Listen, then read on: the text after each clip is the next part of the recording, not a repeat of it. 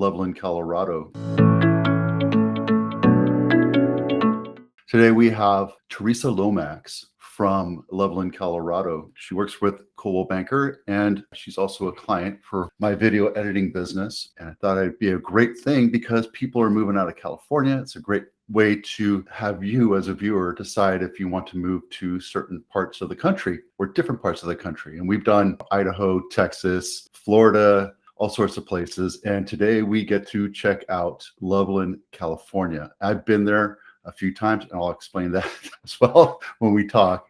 But I am really excited to introduce Teresa. Teresa, tell me about yourself. How did you get into real estate? I got into real estate about 6 years ago. My husband and I moved to Colorado 15 years ago because we bought a business in Boulder. We actually own an amusement park in the north side of Boulder. And yeah, that's what brought us to Colorado way back in 2008. And then in 2016, I got my license, which is actually a bit of a lifelong dream of mine because I've wanted to sell real estate for quite a few years and finally got to fulfill that about 6 years ago. So that's great. That's yeah. Awesome. So tell me more about your amusement park. I'm excited. Oh, yeah, sure. I know it's not every day you get a realtor that also owns an amusement park, right? Right. They made a movie about buying a zoo. Let's make a movie about buying an amusement park. Right.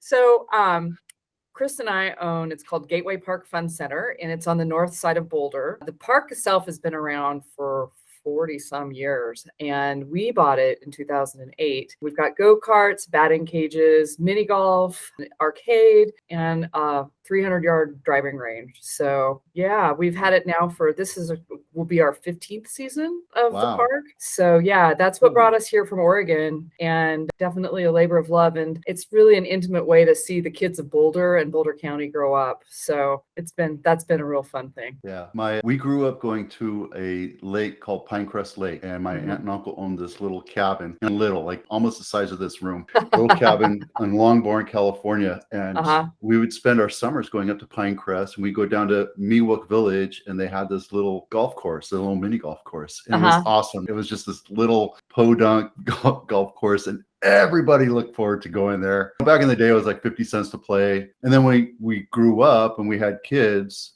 we took my wife and I took over the cabin, and then my kids grew up going there, and they always look forward to going to the golf course, mini golf course. So it's always a great thing to have a nice traditional thing like that to go to and enjoy. It's really neat because we've seen a couple of times, actually one particular story, there's a gentleman who was posing his child this certain way on one of our attractions. And we're finally like, what are you doing?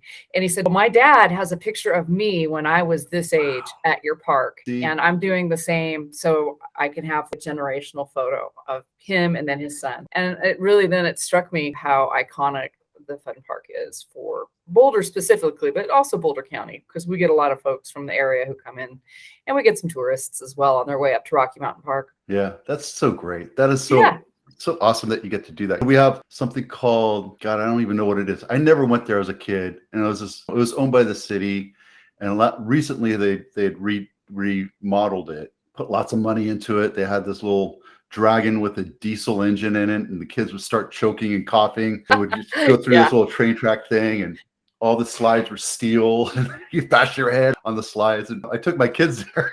That was my memory then for that, but that's really awesome that you get to do that. No, it's a lot of fun. We were just talking about one of our first kids a couple of days ago that came through the park, and oh my God, it was like what his parents were using to get him to eat all of his spinach and stuff, because you have to be a certain height to ride the go-karts, and he was just like this far under it, and they're like, if you eat your spinach, you'll probably be able to ride your carts by the time you turn 9 by yourself. We serve many purposes at Gateway. That's great. That is so awesome. I did the same thing with my son who's 19 now, but back in the day, I wanted him to skate and play hockey, and he was having trouble keeping his balance, and he wouldn't. Broccoli, you learn how to skate. Right. And guess what? Like the next time he ate his broccoli, and the next time we went out skating, he skated like a champ. It was awesome. Right. It's a conditioned behavior at its finest. That's so great. So you get the best of all seasons, right? You get all snow and everything. We do. We have all seasons. We always joke that there's 300 days of sunshine in Colorado.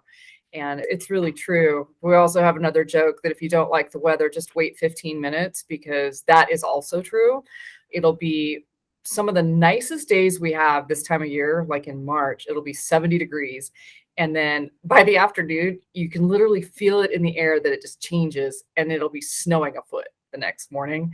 And then after it gets done with that, you go back to your 300 days of sunshine. So it's nice. You get all 4 seasons here for sure. And you're right close to the Rocky Mountains. You're in God's, as far as I'm concerned, Colorado is God's country. I've been there multiple times. Before I got into real estate, I was in publishing, and Agilent was one of my big customers, and they're all over, up and down Loveland and Fort Collins. And I would visit those people. And little known factoid, at Fort Collins, there's a golf course, and it was probably like a city golf course, but that's where I experienced my first hole-in-one.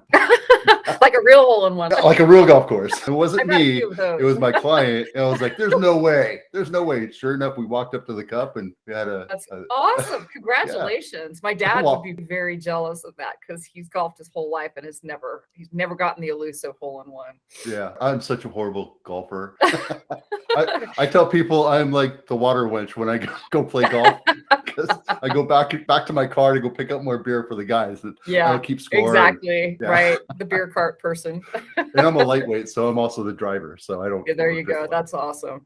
Now, the easiest thing about promoting where I'm at is the fact that we are where we are. It is just gorgeous. Boulder is iconic. It's a world-renowned city as far as beauty and things to do. And if you're a foodie, there's no better place I would stake my claim to. And then I hang my shingle in Longmont, which is about 15 minutes from Boulder. And the views of the Rockies from Longmont, because you're just a little bit back from the foothills, it's stunning. It's just a fantastic place. And we're definitely outdoor mecca, that's for sure. Oh yeah, I know guys that they live to mountain bike up there. They break their arms, they get back up on it, and they don't care. Yep. Their whole family grows up with that mindset of being outside all the time. And you're like an hour away from skiing, 2 hours away. If you're going to go up to the big slopes, like, Vail or Breck, it's about an hour. We have in Boulder County, Eldora Mountain, which is just, west of Boulder. So a lot of the folks skip the traffic on I-70 and just go up to Eldora for the day. And that's a real fun time. So not as big as the big ones. If day skiing without traffic is up your alley, it's a great alternative. So that's something that we have. We have a lot of skiing here, but the last couple of years it's been drought conditions. We've had massive wildfires, etc. Right. But this year we did have some decent skiing, but we don't have a long season. As a matter of fact, I think they just shut it down 3 weeks ago. Yeah.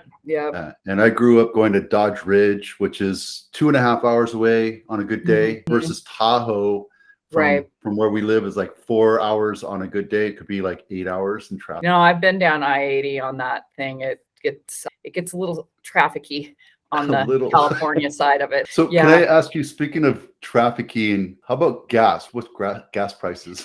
So I just filled up yesterday and I paid $3.99 a gallon. It's always a little bit less in Colorado because we're an oil and gas state. So we tend to be I think we're maybe like a third less than you guys. My in-laws are in California and my mother-in-law said they're around 6 in Walnut Creek. I paid $5.49 yesterday at the cheap gas station. Yeah. It's pretty brutal. It's pretty brutal. So there's a thing going around. We pay like $1 per gallon in taxes. Yeah. They're supposed to go to the roads, right? We have the worst roads, like the worst education in the United States, right? Yeah. Well, not the worst in education, but I think we're like ranked 7th last. So Colorado has some really good schools though too. They have really good schools here. The public schools are fantastic, especially where I hang my shingle in Boulder County, and they're very sought after public schools. There's also other private school options, but most folks here that I get into homes and properties, they're happy, very happy with the public schools that their kids go to. See, a 19-year-old boy, he's going to community college right now. And he was just like me, a horrible student. But his whole mindset's totally changed now. He's getting decent grades because he knows that he has to perform or else he gets to pay rent and right. And Back to then, that carrot versus stick thing. and then my girls are twin girls. They're 15, freshmen, and they're struggling right now because of this whole COVID thing. They just got out of practice at school. They Yeah. just checked in, not really checked in. And it's funny because our kids are very social, Yeah. and there's other kids that aren't as social. They're very cliquey. They do sports. They had Girl Scouts for a long time, and they just did not perform. And there's other kids that are just doing really well with their studies, and they're a little more introverted, and they just have that mindset to get it done and do it. How old are your kids? I actually don't have kids. I have 3 dogs. Yep, I have 3 3 dogs. dogs, and I have 30 teenagers every year that I hire as first-time job folks at the park. Oh, awesome. We're an entry-level employer. So even though Chris and I don't have kids, I always say I have about 300 kids because that's about the number of kids that we have put through Gateway. Wow, that is so cool. Yeah, that's great. Yeah. That's great. No, it's been a lot of fun. So you said that you're in Boulder or Longmont? I hang my shingle in Longmont. I Longmont. work all of Boulder County, including Boulder and Longmont. And then also we call them the L towns, Lyons, Lafayette, Louisville, and then there's Erie. It's not an L, but in Boulder County. So I primarily service those areas. And then I also do a lot of Larimer County, which is Fort Collins and Loveland, and then Western Weld County, which is just on the east side of I-25. So that's my stomping grounds. Got it. So you do travel a lot. I do. It's a pretty decent area, and there's a lot of change just in the last couple of years. There's a huge outpouring of folks who really want the lifestyle that Colorado provides. And so you're seeing a lot of folks moving from your neck of the woods into our area. And it's a wonderful place to live. So I don't blame them for wanting to come out here. I don't blame them either. That was one of the choices that I wanted to look at. We have an intention to move out of California when we kick the girls out of the house after they graduate from high school and get them into college. Yeah. And we're probably going to keep the house as a second house here and then move somewhere and check it out. Because once you leave here, it's almost impossible to come back. That's how it is in Boulder County too. Once you leave, it's hard to come back. The home prices are pretty high. Yeah. So speaking of that, what do you get for $1 million here? Not nearly as much as you used to. $1 million property, depending upon where it is in Boulder County, you're looking at, actually, if you look at it from California standards, it's probably on par, maybe a little bit better than in San Jose would be my guess. But in Longmont, that puts you squarely on the southwest side, a little bit closer to Boulder. If you want a little bit of elbow room and you don't mind fixing up the place a little bit, then you probably be able to get into there. There's some communities on the south side of Longmont that are on quarter-acre lots that are of a bigger footprint, like a 4-bed, 4-bath, finished basement kind of home in Boulder that would get you a much older home and a very nicer condo, probably would be what I would say. In the last couple of years, the 2-comma home sales have started to really creep into all of Boulder County, not just Boulder, where Boulder used to be the only one that average home price was, I think it's $1.2 million right now, maybe 1.3. The average home price in Boulder County last month was $995. Okay. So I'm looking at a lot of houses here on your website. Actually, took a look at your website, and you can still buy houses around 500, 600, 700, right? Yeah. Yep. You can right now. If you're in Boulder County, something that you're looking at to purchase is going to go about 19 to 21% over list price. So a home that's on for 500 is going to be in the low 6s. Something in the neighborhood of the lower 4s will be in the mid 5s. They're just not a ton of inventory. I'm sure that this is a well-worn statement that you're hearing from realtors all across the country, the lack of inventory. Well, Boulder County has this other little wrinkle that we lost 1,000 homes at the end of December in the Marshall Fire. Good chunk of Superior and a good chunk of Louisville, which are both in Boulder County. It took out a number of homes all the way completely to the ground. And in a low inventory market, losing 1,000 homes, you're starting to really feel that in the pricing. And then that coupled with the fact that we have lots of folks who want to move here, it's just created, the word that I use to my buyers is frenzy. There's just no other word for it. It's really crazy right now. I have a house I listed in Morgan Hill, which is south of San Jose. It's in the south end of the county. And it's in Morgan Hill is a small town, 45,000 people. And it has a small town vibe. Everybody's looking to move there out of San Jose. That's one of the destinations outside of getting out of California. And I had open house Saturday and Sunday. And the first day was 33 people. And the second day it was probably 26, 27 sets of people. And it's just like a massive frenzy. And It is. I got to say that we're seeing 25, 27% over list, Yeah. which is, this thing's listed at really 1.5. insane. So you do the math, it's just crazy. And going back to $1 million gets you a fixer upper on the east side. And in the east side, it's the little more rough areas. Yeah. Just I know it's staggering how the advice that you have to give buyers. It's an amazing time because in the time frame of being a real estate agent, I've never had more qualified buyers, meaning 20% down, conventional rate loans. And those folks are just getting blown out of the park because other folks have more to put down. They have the wherewithal to put down the extra cash over the value of the property to get the house. And it makes for interesting conversations when you're a buyer's agent. Yeah. And you have to set them up for that mindset of, I don't care what the list price is. You have to go think 30% because that's gonna get you the house. Yeah. If you absolutely have to have that house, go 30%. Oh, but it's so painful. Absolutely. This is the time where it's painful for everybody. Everybody's seeing that. So you can either buy it today for 30% over list or wait 6 months. And then you're going to pay 35, 36, 37% of what it is today because it's consistently going up. And you have to make that choice. And I hate to be aggressive towards the buyers on that. But that's the reality. And I have no control over that. You have no control. We have, so Palo Alto is the heart, it's like the epicenter of Silicon Valley, the tech center of the world, right? Palo Alto, there's a house that was listed for $2.5 or $3 million. It wasn't a great house or anything, but this happened last month. $2.5, $3 million. It sold for $1.7 million over list price. Oh my gosh. Yeah. There's stories that are not quite that much. I mean, we're seeing similar kind of things for what our market level is at. You're seeing these kinds of things happen over and over, and everybody keeps asking, when is the music going to stop and the merry-go-round going to let some other people on? And unfortunately, when I got my real estate license, they issued me a crystal ball that's cracked and cloudy, and I can't tell the future. It's amazing. I love that. That is so awesome because it's absolutely true. Nobody can tell. And they're like, when's the market going to stall? I have no idea. I have 3 buyers that I was working with, and they all bowed out because they think that this inflation and high gas prices and the World War III thing coming up, they think that's going to stall the market. And I don't think it will. I think people are still going to continue to buy. It's really hard to say because especially in Boulder County and Larimer and Weld County, it's a phenomenal place to live. There's tons of people that want to move here. Both of the universities are in Boulder County and Larimer County, University of Colorado and CSU.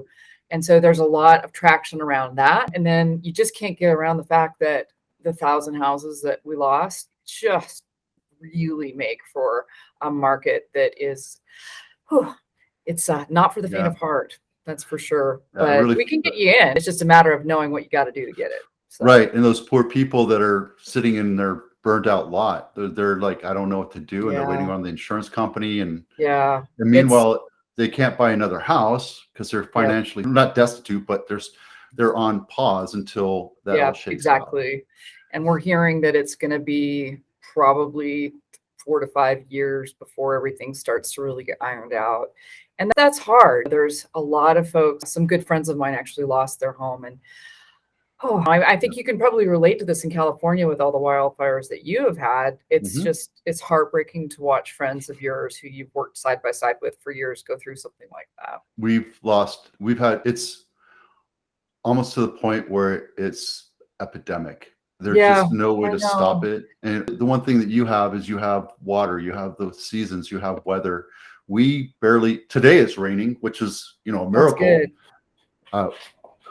But it's also spring. And it should be raining every day. I know. Send it our way. We actually need some rain too. Yeah. But it's not just the western states. It goes all the way up to Idaho and into Canada. Yeah. So it's been an issue a long time, and that's like a tough thing. So yeah. Let's talk about some positive stuff. What's your favorite kind of restaurant out there? Oh my gosh, it's hard to pick. I have a number of really good restaurants. A lot of them are in Boulder because you just can't get around the food thing in Boulder. There's an old school restaurant in Boulder called The Cork, and it's been around for years and years. And most folks don't think of it, but it's got the best happy hour you're ever going to have. And then the food is just fantastic. And it's just a really nice atmosphere. So that's probably one of my favorite places in Boulder. In Longmont, there's a restaurant called Hefe's, and Hefe's has street tacos. And if you like tequila, they have tastings of different flights. So well, that's one of my more enticing places to go. Good for you. Hard alcohol and I don't mix. Yeah. They do, but I pay for it for weeks. Pay for it the next day. Exactly. For a couple of weeks. Yeah. Because I'm just a lightweight. It's funny, is I'm typically the designated driver. And I can pound them back, but I don't know how to handle myself. There's lots of, what's that? I'm sorry. There's lots of different food options. And the great thing that I love about Boulder County is that each of the different communities have their own little downtown area. And each of those little downtown areas have the little local restaurants, and you get to know the proprietors. And they're starting to come out of the pandemic now. People are wanting to go and have a really good experience. And so depending upon what you feel, there's all sorts of different places depending on the town you want to go into. Do you see traffic starting to get a little worse now, or a little? I wouldn't quite put it in the ballpark of, I lived in Chicago for 7 years and it's nothing like Chicago, but especially in rush hour, it can get pretty bad. But unlike California, where I-5 is probably pretty bad down, you're not on I-5, but down in the LA area, there's not really a time that there's not traffic. Right. I-25, you can still move around if you're not on during rush hour, as long as there's not an accident. It's the, what do you call, occupational hazard of being a realtor, is you're always on the road. So you have an idea of which way to drive. But yeah, the traffic is good on some days, bad on others, but certainly not as bad as some of the other major towns in the country. Yeah. So I remember driving up from Denver. I think I want to call it 25, the main route going up north and south. Mm-hmm. And it seems like everybody minds their manners on the road. They tend to stay on the right side of the road if they're going slow, and then they pass, and then they let people go. They try. I would say. I always joke when I go down to Denver that I have to put my suit of armor on because it gets a little bit more dicey down there. But there's just more people. I would say overall the traffic isn't bad. They've got HOV lanes and they've got some toll roads. So if you're willing to pay or have someone ride with you, you can make your ride a little bit faster. You just mentioned toll roads. They were just opening up one of the toll roads, and I was with my boss, who's retired. It was back when I was in publishing 20 something years ago. And I remember my wife was in China and she called me, and I was with my boss. Of course, I was driving and talking on the phone at the time in a rental car. So I was breaking the law. But that's when she called me, said that we were pregnant with our first child. Oh, that's so great. Yeah. What a great story. Yeah, I guess that was 20 something years ago now. So yeah. So now you have a positive association with traffic, huh? Yeah. Yeah. I love Denver's always been a fun place. Traffic in Denver, it is what it is, but it's not like LA or Chicago or. No, not at all. Not at all. I spent 7 years living in my car in Chicago, and that was just life sucking. The Kennedy and the Eisenhower. Right. Yeah. You just put on your highest heavy metal music. Yeah. I commuted out to the suburbs, which the reverse commute is actually worse than the commute in Chicago. And I remember looking over to the left, and one of my coworkers was in the other lane, and he had the newspaper out and he was reading the paper because we were going so slow. He could look up and move his car that stopped. I thought, that's crazy. Well, I mean, I guess if you're stopped and you're just waiting there, why not? We were literally stop and go for, oh my God, probably 6 miles. And it goes on forever. And it's like that every day. It's not like that in Colorado at all. Yeah. So cost of living's lower, gas is lower, housing is lower. Obviously. Than where you are in California. Yeah. We're catching up with you though, quickly on the housing side. Property tax, how does that affect you? Is it, you don't have anything? We have this thing called Proposition 13. It says when you buy a house, if you buy a house for $1 million, then your property tax stays at that price, that assessment, and it goes up 2% every year. That's That's it. interesting. So the property taxes here are based on the assessed value of the previous year. And so we don't have that, at least right now in Colorado. And about every 2 years or so, the assessor comes out and will reassess the property values. But that's actually something that has come up with, because I have a lot of buyers from California. And that's one of the things that's a pleasant surprise. Right now, our property taxes are lower than in most states. Like Illinois, Texas, California are some of the big feeder states to Colorado, and they're very pleasantly surprised at the property tax situation, which means that they can afford more for the house itself, which is So, for example, I know Texas is twice as much as ours, but they don't have income tax. right. And we have the highest income tax in the states. Our property tax is 0.79 in Santa Clara County, 0.8%. But we've also voted in excise taxes, ad valorem taxes, all this stuff. So it rounds out to about 1.25. So if you bought a house for 1 million, you're paying $12,000 Right. every Yeah, year. that's new construction is similar to that. It's not quite that high in Boulder and Larimer counties. It's a really interesting thing in Colorado. There's this phenomenon called metro taxes, which is really mostly on your new construction, because you have these towns that have been historically farming communities that are, and just smaller towns, hamlets of Denver and Boulder. And as they're growing and they're exploding, one of the things that the municipalities are doing to pay for the roads and the schools are these metro taxes. And so when you walk into one of the builders, they'll say, yeah, the tax is 1.2% of the price. Resale is significantly less. And so when you're looking at, and I just did this weekend, we went down and looked at it was Lennar, beautiful property, gorgeous. But then we went over and looked at a 1974 home in Aurora, which is just around the corner, and the taxes were about a third less. So it's definitely something, if you're moving to Colorado, having a realtor who can traverse those things is important, because the new and the shiny comes with a little bit of a higher price tag on the back end that you might not see. And these things are called Mello-Roos tax, and it's an assessment on top of the taxes. Yeah. And they're tucked into, I think they're lien priority over lending.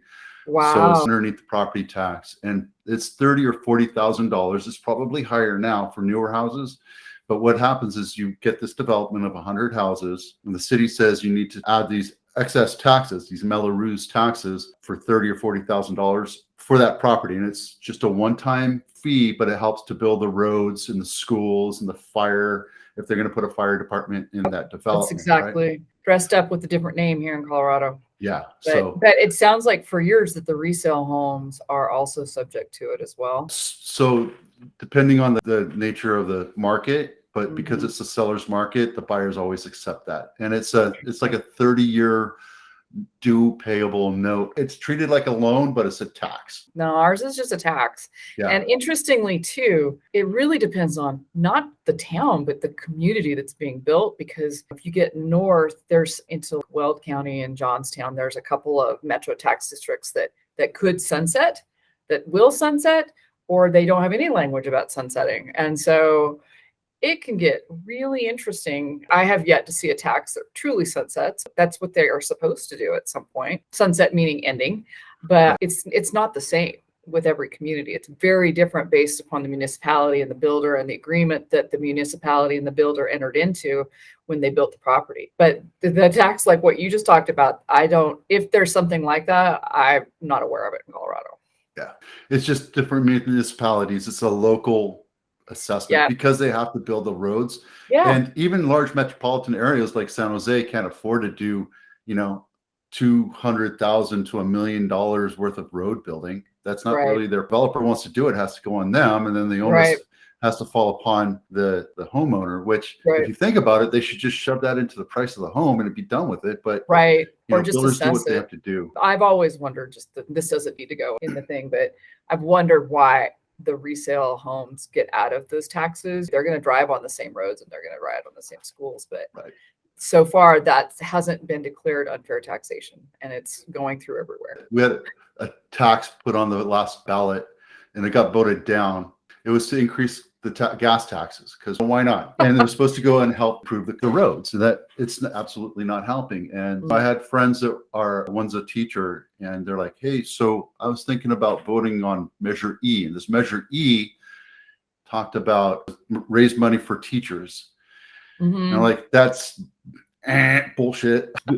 Don't listen to them. They're telling you it's to raise money to pay teachers more, but what happens in reality, and I can tell you from a local perspective, is that the money that they raise goes into the general fund. And then they spend the general fund the way they want to. And it's just the same thing. We have the lottery system. It's supposed to go for schools. Didn't go to school. So we're raising, so we have this new tax called Measure E, which is the San Jose tax, and they voted it in. I voted against it. My council member voted against it, putting it on a ballot, but it got pushed through. Our transfer tax in San Jose is $3.30 per thousand. So $1 million is roughly $6,600 for transfer tax. The buyer and seller split that 50-50, so you pay $3,300 transfer tax. $2 million, that's $1,200. $12,000, et cetera, $13,000. With this Measure E, it quadruples at $2 million. Oh my God! Because you don't pay enough taxes in California. And then exactly, and then on top of that, this money was supposed to go towards housing affordability and homelessness. Yeah. And then after it got voted in, I went into the city. I talked to my council member. I went into the city. I was like, "Where's this Measure E? What's the plan to help with this?" Housing affordability, and I heard crickets. I got nothing back. I called, left messages, email, nothing. So basically they're raising $80 million to put into their general fund. It's very frustrating. Yeah. So I don't really focus on San Jose much anymore. I live in San Jose, but I look at like Los Gatos, Saratoga, Morgan Hill. They're all very small communities. I can't say that it's one side of the aisle or the other. I'm not a politico. I don't believe in the Democrats or the Republicans. I don't play that game. It's just over the last 150 years, they put rules and measures and rules, and all of a sudden you have this onion of massive taxation without representation. And you go to the city, and that's the way we've always done it. There's no intention for them to change it. So yeah, I know it's frustrating. It really is. Yeah. Believe me, as a dual business owner, I can tell you, we feel it acutely. So let's talk about festivals, because it's always fun to talk about festivals and taxes. I think this is a year that they're going to actually start back up again in Colorado. That, thank God, because we've really missed seeing our fellow Coloradans out and about. Every year, last year they moved it to Labor Day, but every year Memorial Day they do the Boulder. Have you ever heard of the Boulder? It's a 5K race that's one of the largest big races in the city of Boulder, and it goes all over the city. And then they have what's called the Creek Fest that runs along the Boulder Creek. Thousands of people that come into town for that every year. It's a lot of fun. Yeah. We do art and wine festivals like almost every weekend. And then COVID happened, and then it got all shut down. Yeah. But it's starting to open back up. And back, I want to say December, January this last year, we had festival. I met this young kid, he's in his 20s, and he puts on these little things for young entrepreneurs to come in and sell their wares, whether they're crystals and t-shirts or what have, and it's a fun thing. And I got him to do it at our local hangout. We don't have a Main Street USA. We have this thing called Coronado Ave, and it's by the Village Oaks, and it's this little street that they shut down, and they have restaurants and shops, but they brought in all these vendors, and it was just a really great time for that. And it was just amazing. And our council member put on this thing called Village Fest, which is exactly the same thing, except for it was done by the city. It's a little bit bigger of a pool because this guy is just starting out, and I thought that was much more fun. But I want to see more art and wine festivals open up. Right down the street, we have Almaden Valley, which is an area that people live in, and they have the Art and Wine Festival on Almaden Valley. Every city has one, and there's 14 different areas and cities in Santa Clara County, and during the summer is just art and wine festivals galore, and it's a fun thing to do. But I'm usually doing open houses, so I don't. I know, me too. That's the funny thing is I know about all of these festivals because my friends go to them. They always happen on the weekend, and those are like the Monday, Tuesday of real estate. You don't really get to see them as much as you'd like because you do the business of what you do. So that's awesome. Yeah, I love Colorado. So anyway, do you do anything, and this could be taken out as well, do you do anything to give back to the community outside of hiring the kids and Yes, other than employing people. putting them to work? Yeah, there's a number of things that we do at Gateway. We're really involved with, been really involved with a lot of the local groups like FBLA and that kind of stuff, teaching kids leadership and also like just basic business stuff, acquainting them with the ideas of what business is all about. So that's been really nice. I am a huge animal lover, love the Humane Society. My bestie is a vet. She owns a practice here in town. And so the animal giving back is really important for Chris and I. So kids and critters are a thing that we like to do. That's really fun. Kids and critters. That's awesome. So I have 2 dogs, 5 chickens. I live in suburbia. That's awesome. And our rescue dogs. They're not. Yeah, mine too. Yeah. Mm-hmm. They have the Humane Societies here. There's one in Longmont, one in Boulder, and the average length of stay for a dog, I think it's 7 days or something like that. And they bring in dogs from New Mexico, Texas, Oklahoma, Kansas, Really? and they get adopted. Yeah, it's a dog loving state here in Colorado. Interestingly, there's a number of communities, though. You have to be careful of pit bulls and bully breeds. So if you've got a pit bull or German Shepherd, make sure you talk to your realtor, because there are a couple communities that you need to make sure that you know about that don't allow pit bulls in the municipalities. Yeah. So speaking of dogs, is there counties that are off leash? Oh, one of the great things about Boulder is that they have, I call it the green tag program because that's what I learned. I think the tags are now blue, but if you go through a program, it's like that the city does, you can get a special colored leash for your dog. And then they have certain trails that are off leash trails, like Chautauqua Park, which is in the southwest side of Boulder, and some other trails. They've got like a whole map on it on the city. You can have your dog off leash on the actual trails that go for miles and miles, which my dogs really, yeah. I mean, there's like dog parks and stuff like that too, which most every community has. But I love that about Boulder because you want your dog to go out and have a really good, fun experience and tire them out from chasing squirrels and that kind of stuff. So that's a unique thing that I love about Boulder. So San Jose, Santa Clara County specifically, we're all hardcore on leash here. Yeah. But we do break the law. It seems like I'm a lawbreaker. I'm a rule breaker, bender. We go to the park that I've adopted over the last 7 or 8 years, probably longer now. It's La Colina Park. It's 7 doors away from me. It's 25.5 acre park. And there's this one part that's off in the way back, and we meet up with other dog owners and we let them go off leash. And the police could come and give us a ticket or whatever, and we're still going to do it. It's just, we stay away from the playground. We stay away from everybody. We were very respectful. Mm-hmm. But you go down to another county called Monterey County, where Carmel by the Sea, Monterey, that whole Bay Area, that county is complete. Every county park, including Carmel by the Sea, the beach is off leash. Is it really? Yeah. As long as you can keep track of your dog. And the idea is you have to maintain control of your dog. That's if you can't, exactly the same. you're going to be asked to leave. And there's those dogs that just don't know what's going on, or it's really the owner's fault. But for the most part, it's fun, it's enjoyable, and it's what dogs need to do. They need to pack. They need to learn how to pack together and get the pecking order and be social.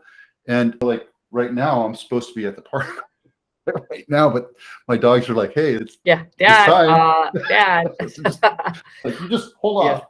Yeah, exactly. I'll be with you in a second. Yeah. Teresa's way more important than me getting vitamin about D. that. I was running late this morning and my dog was looking at me like, what? Are you kidding? No walk? And so I put on my shoes and we went for a walk. There's no way I could leave him without going on a walk. Yeah, I have to. Yeah, I'm going to be out there for probably 2 hours to make amends for being late for 15 minutes. So that's okay. They don't care. So does Boulder has to have like Main Street? Do you know what I mean when I say Main Street USA? Sure. Yeah. There's a number like in Boulder, it's Pearl Street, the Pearl Street Mall. They actually took part of Pearl Street, which is a regular east-west street, and made a walking mall out of a few blocks of it. And it's really cool. There's lots of local shops and restaurants it's a huge area that folks go and visit. And then just down the way, a couple blocks, is the Dushanbe Tea House, which is a building that was sent over in pieces from Boulder's sister city in Tajikistan. Tajikistan. And oh my God, it's just gorgeous. And you can have lunch there and that's tea service. And then around the corner from that's where they have the farmers market each weekend. So that's the downtown area. And then in Longmont, they actually have the downtown is Main Street. And so each of the towns, most of them have a downtown area.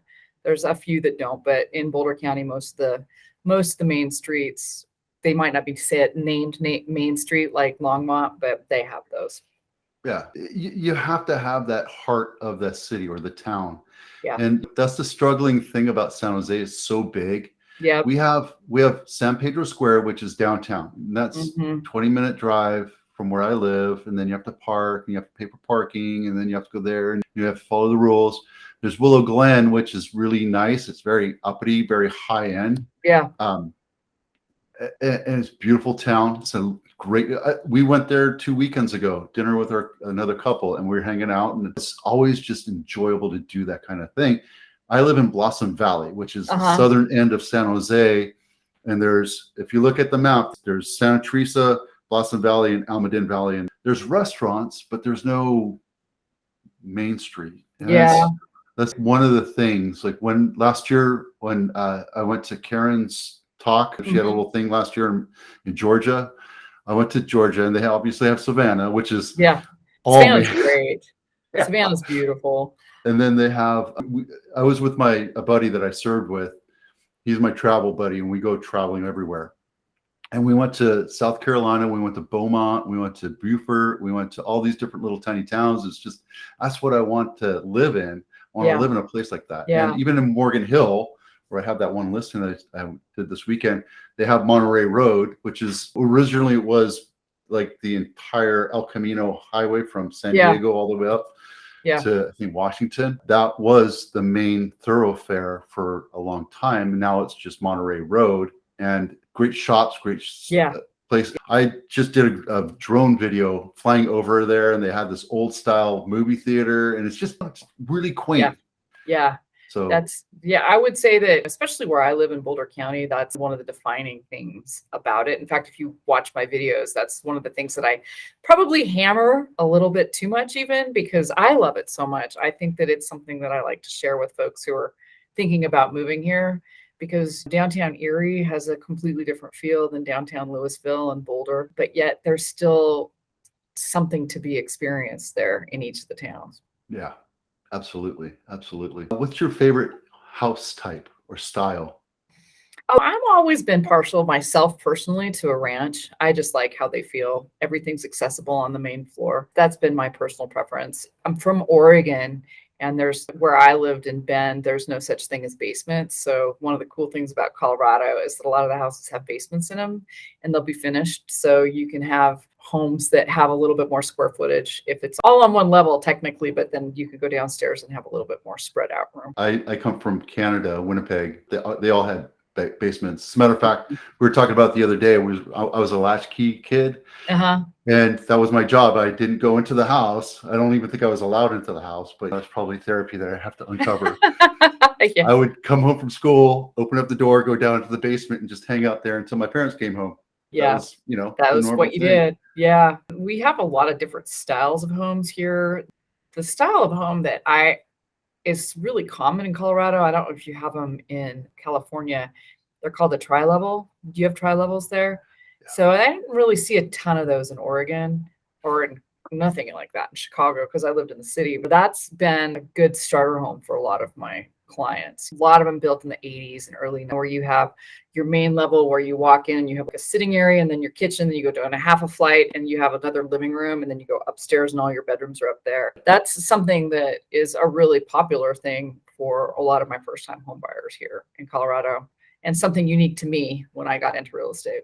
Yeah, I don't particularly care for them. I've sold multiple ones of them here. It's a very standard thing around here, and we have a lot of hills here, so it's easier to do tri-levels on hills because you can adjust the stair levels and the actual levels, and it just makes sense. The next house I ever buy is going to be a single story. That's my personal preference too. My stairs are like a ladder in a ship. It's just steep like this. Yeah. And it's just, I'm not a spring chicken anymore. And I'm probably going to fall down and break my hip. Yeah. Yeah. I've always just liked the accessibility of that and knowing that everybody's all on the same floor and having everything just like you. Stairs are fine, but I prefer not to use them. For me personally, I would rather have everything all on one. Yeah. So. If you want to use stairs, go to a building and go up and down the fire escape. Exactly. You get your exercise Exactly. that way. You can go to the Hancock building in Chicago and have 96 floors. They have a festival there called Hustle Up the Hancock. So you could get your stairs all in one fix for the year. Every 10 flights, you have to drink a beer. That would be awesome. Well, I don't know. Maybe. I don't think you'd make it up to the 96th floor if you drank a beer at every floor. That would be awesome. That would be so fun. But this has been really fun getting to I know. I know really you. enjoyed it. Yeah, should do this more often. Find someone on the East Coast to do this, and we can do a West Coast, middle of the country, East Coast one, just to do like a compare and contrast. I was actually going to say you can do this now. You have that, and you can change up the questions how you want. But anybody that's in Karen's group, contact them and ask them to do this. And it's really low production, and you get a lot of good value out of it. And the more we do this, people are going to get a lot of, and it's easy. You don't really have to think much about it. Totally. It's nice because I love to hear what's going on in the rest of the country too with real estate. It sounds like we're all on the same pattern of low inventory. Right. I've yet to talk to anybody who's not just hair on fire with local listings and not having enough of them. Yeah. Are you doing okay getting content for us? Or are you having struggle with content? Yeah. My thing is that I'm just learning how to use the technology of it. And it's been hard for me because I know what I want to say and I'm not shy of the camera, but when I turn the camera on, I feel like I just freeze up. So I bought this little teleprompter that I think I'm going to try and see if that'll be a little bit better for me. I don't know. Yeah. I should let you know where I got it. It was like $100 for it. And I'm hoping that will help me to be able to churn out more content. As I get more busy with real estate, it's harder to stay disciplined to do it. Yeah, it is really hard. So I was at an open house on Saturday and Sunday, and I had my camera set up the entire time and I had it rolling. Yeah. Yeah. The entire time. It was actually good because people would come and talk to me and I would have this conversation. Yeah. There was this one part where a lady was like, I like you. I want to work with you as a buyer and I want you to represent me. Oh, okay, great. Yeah. So all my agents can watch the interaction, see how I right. But my intention was I had a script. I had my script printed out and I was ready to read it. And finally, like for 10 minutes, it just slowed down enough that there wasn't anybody there. And I started. Yeah, that's a problem with the open houses. The minute you open the door, it's just, especially if it's at a certain price point, anything in Colorado or Front Range, it's anything under 500. It's just, you don't even need to have an open house. You're in the way at that point. It's just this frenzy of people. So did you like shut the door and be done with the open house to get it in, but you had enough of a lull to do it? I just figured I'm going to knock it out and somebody shows up, I'm going to stop and then pick it back up. Yeah. Because when you're shooting your video, you're not supposed to start and stop every time. I just figure you just send out the video when you're done. Probably 2 hours of me walking around, talking to people. Yeah. What I'm going to do is going to take that and chop it to what I want them to edit. Right. Because that wouldn't be fair for them to have to watch through the entire thing. And I got it done. It was just something I had to do. And recently I've been doing this stuff where when I have a listing, I'm going to talk more about pros and cons of Morgan Hill, the top 5 most expensive houses in Morgan Hill. I did a video drone fly around. I did a drive around Morgan Hill. So all this stuff, I have 6-7 weeks of content now. Yeah. And I don't have to think about it. It's just done. Right. It's one town. And that's my goal, is to start doing that. And my big thing that's my hang up is the technology, because I'm a Gen Xer, so just learning how to do all of this has been like total stretch for me. Well, so I have this GoPro and it's actually in a protective case.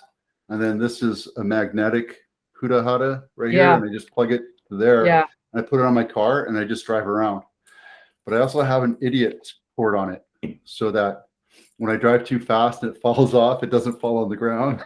It did it a couple of times. But I'm telling you, it's just like that. And then you just crunch it down. Right. People actually watch it. I did it for downtown San Jose and I have 400 or 500 views on it already. Yeah. Yeah. It was so simple to do. And just it was easy content. I didn't talk about anything. I just did the drive around, and I And actually then, did did you it do a myself. voiceover then for it? No, on the pro and con, and then I have a template of 5 or 6 different things that you could do for each town. You can do one town a month, and it would Yeah. still take you how many months to be done with Total, all? especially since there's so many towns. Like my niche, as Karen calls it, for my YouTube channel is Boulder County and living in Boulder County. And so just the communities inside Boulder County could keep me busy for a year. So If not more, right? Because yeah, there's little tiny like in San Jose alone, there's 12 different areas. yeah, yeah. And you get into the different communities in each of them. My God, you go on forever. So, and I think that's the thing, is that you just have to jump in and start doing it. That's been my hiccup. Isn't the camera per se, it's the technology behind the camera that undermines me. That's Which is why I got you doing my videos. This has been such a godsend. I'm fairly entrepreneurial, and every year I come to my wife with 2-3 ideas. She's, no, and this is going on 25-30 years now. So this last one, I was like, hey, doing this class with Karen, and we're getting some business from this, and I just don't have the bandwidth, and I know that there's got to be people out there struggling. Just I don't know what to do to hire somebody. I'm like, maybe we should do this. She's go do it. Yeah, that's awesome. So how many folks are you doing? How many realtors are hiring you to do their videos? So I just did a count. We're at 23. So we're still really brand new. As a matter of fact, January was our first month that we were profitable. After doing it for a whole year. And I didn't intend on being profitable this year. My intention was to get all the cricks out of the way. Sure. Which we're 90% there, 95% there. We're human. We're going to make mistakes. And if there's ever an issue, you call me, email me, we're right here. But the idea is now, like I spent an hour on the video with my main guy. I said, we should be at 50 people right now. I know that we're taking it slow, but let's figure out how to get to how to ramp people. It up. I want to be at 100 people by December. And then we're going to be massively profitable. Yeah, right? Exactly. Because at a certain point, you have the number that you need to be at where it's pure profit after that. So yeah, I used to own an event planning company, and that was how it was. I need 67 people to come to this event, and after that, it's pure profit. There you go. Yeah. See, and for me, it's more like a sliding scale where I have my fixed costs, and then I have variable costs. And with every 6 clients, there's an additional cost because I have to have editors put on top of that. And I'm okay with that, because when you look at the revenue, the profit staves off. It keeps going up a little bit, but right now it's where I'm not making a ton of money. It's like $1,700. Which is why I'm still doing real estate. Is that your goal, to get out of real estate and do this more full time, or do both? So my goal is in 3 years to move out of California. I don't know if you knew that from the context of how I was speaking, but I love San Jose. I love California. I love being here. It's weather, great people, just high taxes, and a lot of the things that are put in place are just not favorable to staying here long term for me. I have a team. I'm building a strong team here. My intention is to have 8 to 10 people here with a sales manager in place, so I don't have to be here all the time. Right. Come back here, fly in, go to the Fairmont, Ritz, Carlton, hang out there for meet with people. And then if anything falls apart, it falls apart, but that's just life. I actually just got my broker's license in Florida. Not 100% sure on Florida, but the intention there was that's a good possibility. And why not? It didn't cost me that much to get the broker's license. I'm a broker here as well. Yeah. And I'm at Compass here, and I'm at Real there under Karen. Oh, so that's interesting, because I've been kicking around the idea of getting my license in Oregon, where I'm from, because I have business interests in Oregon also. Right. And I was just listening. I don't know if you listened to Tom Ferry's podcast, but there's a great one from the beginning of the month about building out a team. And how do you do that in a way that you're building a team out here, and then you could build a team up there, and then you're just pulling it together, but everybody else is doing the day-to-day stuff, which is where I'd like to sit at the end of this decade. I'm telling you, doing the day-to-day stuff is slowing me down. I enjoy doing content creation and interviews like this, but it's not dealing with the client, it's dealing with the day-to-day stuff, the disclosures and closing and timing and babysitting agents. I need somebody that's going to pick up that ball and really run with it and understand it so much that they can teach it. And Right. putting it out to the universe is going to happen. Right. Right. It was a great podcast. I think they called it like the 5 things when you're building a team. I don't know if you listen to Ferry or not. Some of his stuff is hit and miss for me, but that was a good one. I liked that one. Do you subscribe to his service, or are you? It's just, I have a subscription to Audible and it comes free with my Audible account. I'm more of a Buffiniite. That's who I naturally gravitate to because I'm more of a relational realtor. But I like Tom Ferry's stuff because it's really tactical. But also I like the idea of being exposed to realtors who are doing a lot more than me. And how did they get there? And Ferry is way better at showing that than Buffini. Yeah.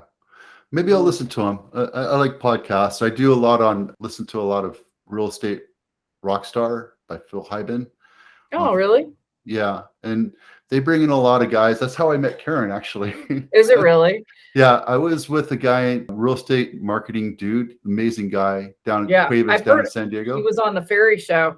He's the marketing dude, right? He's like great big guy. in one of the social platforms, right? Yeah, and he got me into video, so I'll always be grateful. But his program was like $400 or $500 a month, and it was 1 video a month. And I was like, that's not scalable. I got to do something else. And then I listened to her on Hyben, and then I heard her on Cuevas on the real estate marketing deal. I'm like, what? But that's a competitor. So I went and started stalking Karen, got to know her a little bit, and she was just starting out. And I was one of her, probably her first to 100 students. Really? I don't know which ones, but like I jumped on it as quickly as possible and followed everything. And interesting. 3 years now, I'm going back over it a 3rd time. I'm going through that class a 3rd time because there's so much information. There's so much to know. Yeah. I'm on her online school. I have stalked Karen. She doesn't know me, but I'm on the Facebook one and I'm on her like online student course, but I haven't gotten nearly as intimate with her philosophy as I have with Buffini and Ferry. So, yeah. She's such an amazing, I see her as my goddess. Yes, if we could all be like Karen. And it's more cultish to say it that way, but it's not. But she has me on speed dial. I have her on speed dial. Oh, we that's talk so awesome. all the time. Is she still selling or is she 100% YouTubing? She is 100% going in on the speaking circuit, which is where I need to be to build this business. Yeah. So just as a side note, I have a referral program. It's an affiliate program. So if your next door neighbor wants to do video, I do 10% back. So if they sign up for the same service that you do, I will. They do the same as free. You get $35 and you can make yours free and then you can actually get paid. So I have some people that are getting paid. I will definitely happily refer you, not because I get kickback, but because you do good work. But kickback's good too. Well, I appreciate the good work. No, we have another couple up in Seattle that do this. And I was listening to one of Karen's talks the other day. And Jesse's like, we love video ease. I almost started crying because I got so happy. Yeah, no, that's so great. And it's a good program. I did a ton of research when I decided to go down this video path because I actually started video 2019, but I just couldn't, it wasn't sustainable to me because all I was doing was editing the video and I didn't know anything about this stuff. And so my coach told me I had to get back into it. And I'm like, if I do this, I have to do it a different way because I'll go broke. I won't sell any houses. And so I looked all over Denver and I was getting quoted anywhere from $1,200 a video to $350 an hour. And I thought, oh my God, really? There's got to be a different way. And that's when I found you through Karen. Yeah, we're actually increasing our pricing. And what I'm thinking about doing specifically for Karen's student is keep it at $350 for 6 months and then raising it up. And then the whole thing is I would have Teresa Lomax 50 all in caps. And that's your discount code. Because right now I don't know what it is, but we're going sent me one and then I thought I was going to get to put the code in after I hooked up my PayPal and then it just did it. And I didn't get to put the code. So it's happened twice or 2 other times. And we just go in and manually change the subscription. And Franklin takes care of all that. So Yeah. that's not a big deal. But I want to make sure that everybody has this opportunity to refer people. Sure. I understand some people don't care about it, but I think that's a great way to build this. And if we can make it free for you, Absolutely. why not? Well, Right? and also build your business the way you want to do it too, because you guys do good work. It's very structured how you do it, and you know what you're going to get. So Right. for me, that's as a system builder, it's really good to know what I have to do to get it over to you. I have an onboarding PDF I can send you, and I'd love your input. Sure, definitely. Send it my way. You tell me, hey, this doesn't make sense. Be Well, brutal. yeah, no, I will be very honest, especially someone under, as long as you know that I'm coming at it from I'm okay with technology, but I'm not like, there's an agent that I work with who's 20 years younger than me, and she's just, and it's done, and she knows exactly what she's doing because she's more comfortable with it. But I'd love to give you my feedback. The whole idea is just like, I'm fresh faced, whether you technology or not, is okay. These are the steps to fully understand what we're doing and trying to get you on board so you're Right. up and running really quick, and how to give us permission to your YouTube and all Right. this stuff. And Right. it's very piecemeal right now, and we're not at the point where I'm comfortable. I think there's 2 more videos that I have to shoot or get finished and edited to put inside this PDF, but I'll let you look at it and let me say this doesn't make sense. There's a typo. Sure. I did this. Yeah. I did a typo. I found a typo on one of my flyers yesterday. The square footage was 2545. Yeah. I wrote 2542. So so at least it wasn't 25 or 27,000 square feet. Exactly. This has been awesome. I've really enjoyed this. We'll do it more often, and take this template and start talking to people on Karen's thing, and people will love doing this. So it's a great way I think it's been a lot of fun. Yeah. And it's a great way to juxtapose different markets and make you look like you know what you're talking about, which we do You every definitely day. do. So, The fact that you came up and started talking about taxes that's awesome, because I'm a tax nerd. So I know. I was just like, God, I hope that I could keep up with this. you're doing great. You did great.